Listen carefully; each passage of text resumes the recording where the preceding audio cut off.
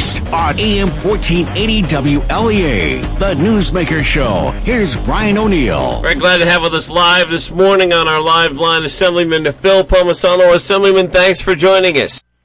Brian, it's good to be with you again. Starting out with the state convention, since we last talked, you went to the New York State Republican Convention in Long Island, where Republican candidate for governor Mark Molinaro spoke. He talked about what it's like to be from the most taxed state in the U.S. That's what he said. If taxing and spending were the best way to lift families out of poverty, we'd have the best government in the country, and I wouldn't be running for governor. Overtaxing and overspending, it's a dream killer, a job depriver. It robs working people from the ability to save. Now listen, I know there must be a strong safety net. God knows I understand that as well as anyone. But ladies and gentlemen, Albany will not be a cash cow for the rich and powerful any longer. Assemblyman Palmesano. Hey, yes, Brian. It was a privilege to be at the state convention in New York City a couple of weeks ago, where my friend Mark Molinaro was nominated and accepted our nomination to be our candidate for governor this fall. He gave an incredible speech, motivating, inspiring to all of us in the room, and anyone who would have heard it would have been, just as motivated as I felt walking out of there after that convention. He's got a great message, and obviously he's no stranger to the listeners in Hornell, having been there and visited there. I know you've interviewed him several times. Here's a guy who inherited a $20 million deficit, turned it around into $1 million surpluses, streamlined and reformed his government, his county government. Jobs are being created. The environment there is a great environment. Plus, one of the things I like most about Mark is how he took, personal situation with his daughter who's autistic, and created this forum of think differently about what we do to looking out for our most vulnerable New Yorkers.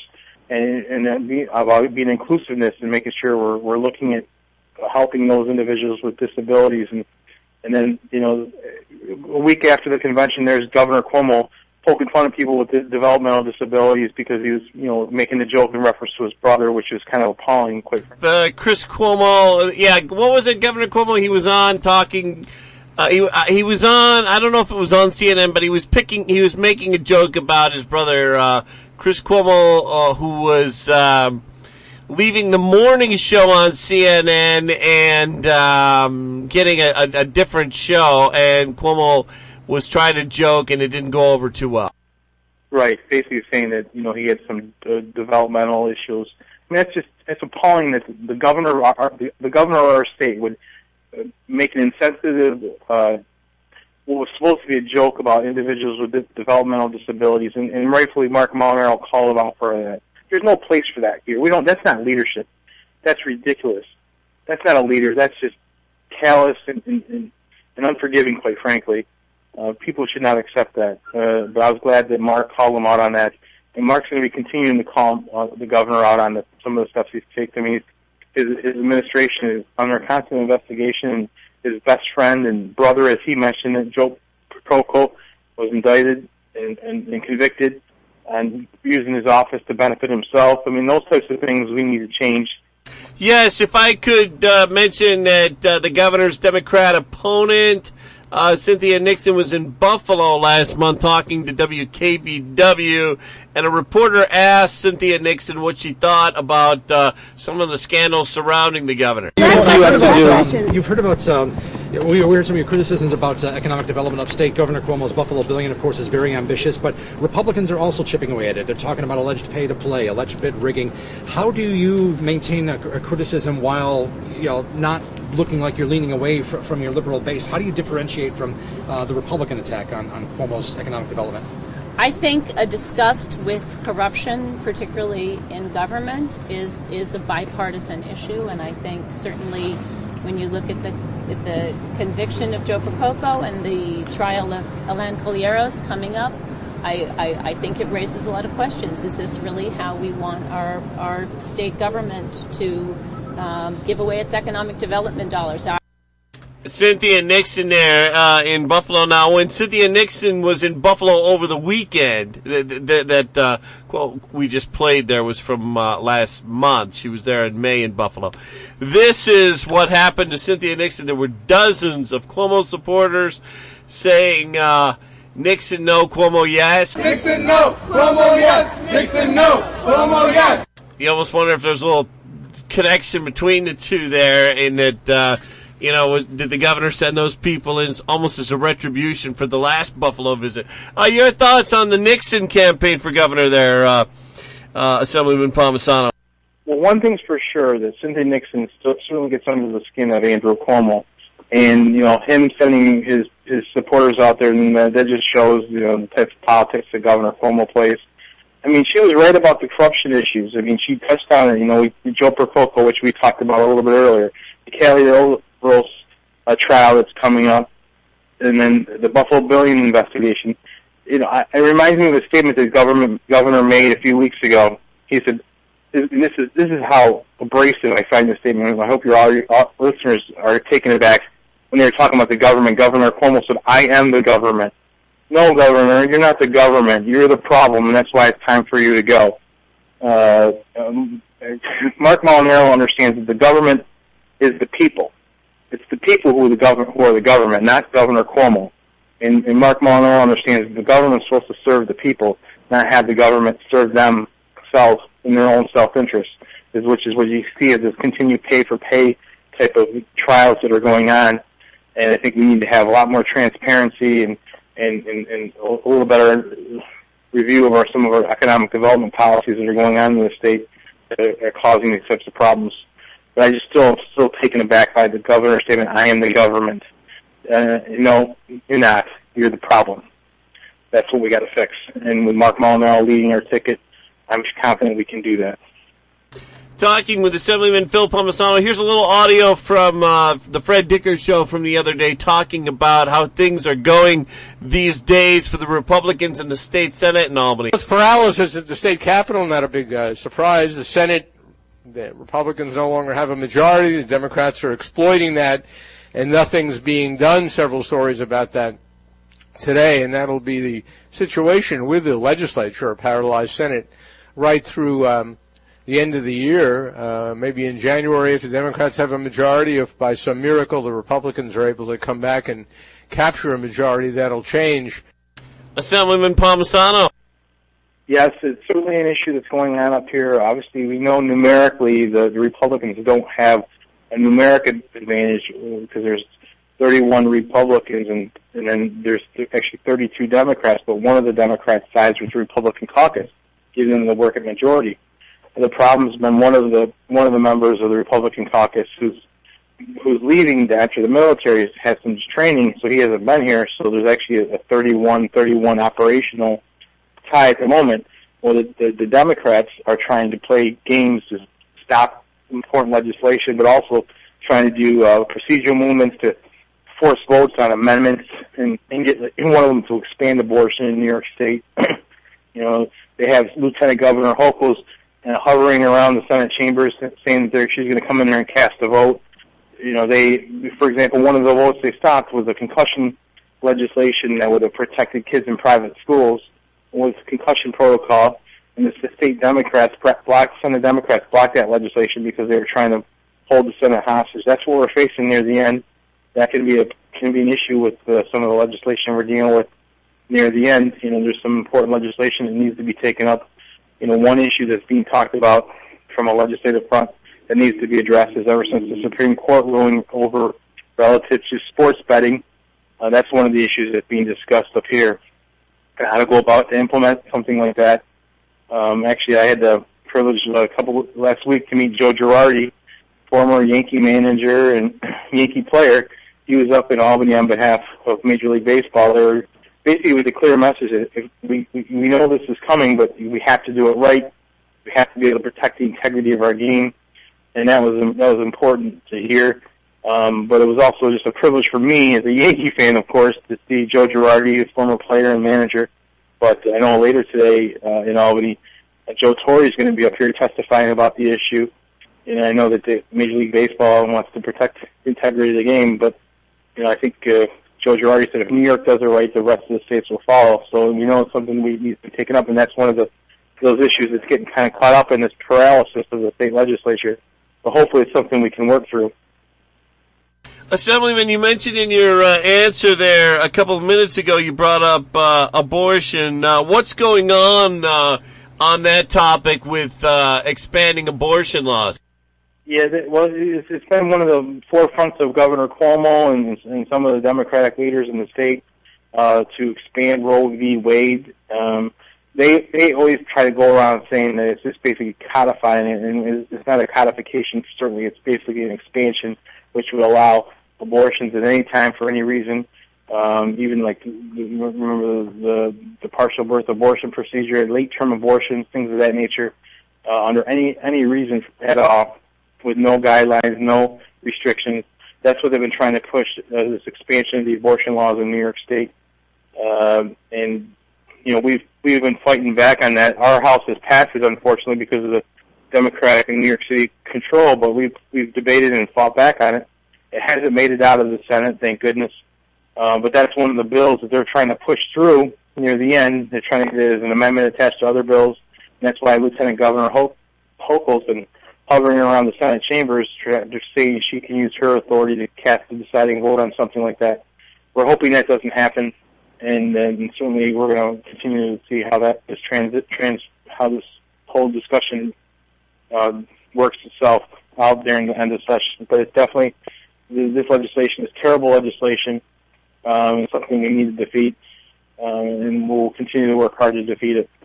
We're going to take a quick break, then check the weather. When we come back, we're going to talk about the replacement for State Attorney General Eric Schneiderman and what the Assemblyman thinks of that. Stay with us. Not happy with your current cable provider? Want faster internet and better service? The answer is Empire Access. 100% fiber optics delivered to your home. Fiber means faster, more bandwidth, and reliability. Right now, grab the Empire Access Double Play. 100 megabit internet with free Wi-Fi. Plus digital TV with free HD. All for $65 a month for 6 months. Empire Access, your high-speed internet and TV provider with local customer service. Make the switch today to award-winning Empire Access. 844-488-5627. Online, empireaccess.com.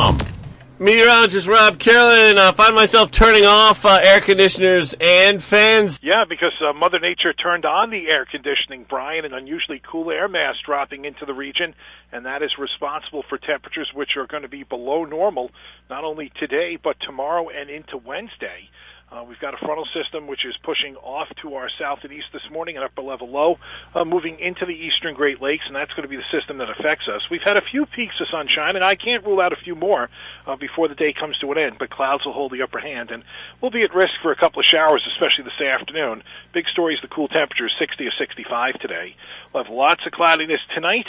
Well, lows are going to drop down to 45 to 50, and there's the risk of showers after midnight. Tomorrow, scattered showers are possible, mainly through the afternoon, 60 or 65. They end tomorrow night with 45 to 50. We finally start getting into a little bit of sunshine on Wednesday, and that'll start to warm us up, Ryan. We're partly sunny Wednesday, close to 65 degrees. It's either 57 or 61, depending on what weather station you're looking at. Hey, we have Assemblyman Phil Palmesano on the line. Assemblyman Barbara Underwood is taking over for State Attorney General Eric Schneiderman. I have a couple of questions on that. Number one, the process there, if we can talk about the process there of that vote, the state legislature voted for Barbara Underwood. I believe you were a yes vote there. How does that work? She stays in until Schneiderman's term is up? And then there's another vote, or I'm guessing that's how that works. Yep. I mean, one quick thing though, I know you're just talking about the weather. There's no actually in Albany. I don't feel that cool air up here. It's probably because all the legislature is returning, so now there's going to be a lot of hot air blowing up here. But Brian, sorry about that for your listeners with the poor joke, but just to keep it in perspective. Yes, listen, Barbara Underwood was appointed the Attorney General to fulfill the remainder of the term for Eric Schneiderman, which expires at the end of the year. The thing about the process that I did find encouraging, that it was an open, inclusive process. Members of our conference were part of the interview process. It was bipartisan. There were a slate of candidates came before the committee and interviewed for the position. Ms. Underwood indicated she had no plans to run for the office. She just wanted to kind of finish out the job. She was totally capable, and she had impeccable legal credentials. She was totally able to fulfill that role. That's what I said after the Attorney General resigned. So she was totally capable of fulfilling their role. And then hopefully we can work through the election process now, where the voters will get the ultimate say on who will be the replacement, and hopefully picking an honorable candidate to fulfill that job. But Barbara Underwood is certainly capable and has the legal background and the ability to fulfill those duties until the end of the year. But I'm very excited about our Attorney General candidate, Keith Wofford. He was nominated in New York City last couple weeks ago when we went down there for the convention. He's originally from Erie County. He's a prominent New York City attorney. He's just got a lot of background, a lot of ideas. He talked about the need to have an Attorney General that focuses on cleaning up the corruption that's going on in our government.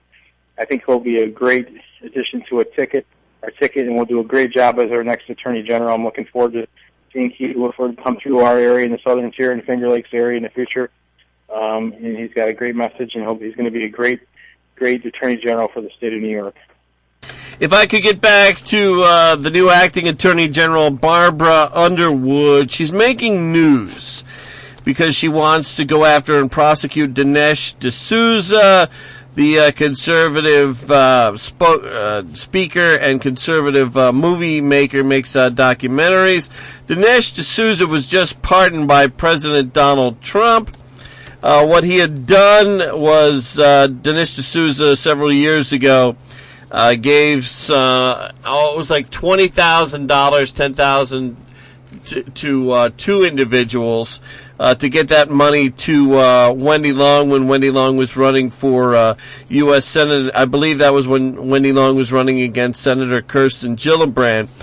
And it was Preet Bharara who went after Dinesh D'Souza. Well, Trump just pardoned Dinesh D'Souza after Trump got rid of and fired Preet Bharara. It didn't happen, one on top of the other. It was some months in between the two events, firing Preet Bharara and pardoning Dinesh D'Souza. But what do you make of Barbara Underwood wanting to go after Dinesh D'Souza? Well, listen, Barbara Underwood is the Attorney General until the end of the year. She certainly has the legal authority to bring forth the cases for those that she feels meet certain criteria of violating the law. I don't know a lot of details about the case. The big thing, the conservatives are arguing that it's one of those double jeopardy things that, once you've been pardoned, you shouldn't be prosecuted twice. That could very well be. I think we'll have to stay tuned to see what happens with that under Barbara Underwood's reign here. But I still stand by my comments that she has the impeccable legal record and is certainly capable of fulfilling the role of that job until the end of the year. She's obviously not a candidate for Attorney General, but she is in a position to fulfill the duties and responsibilities of that office.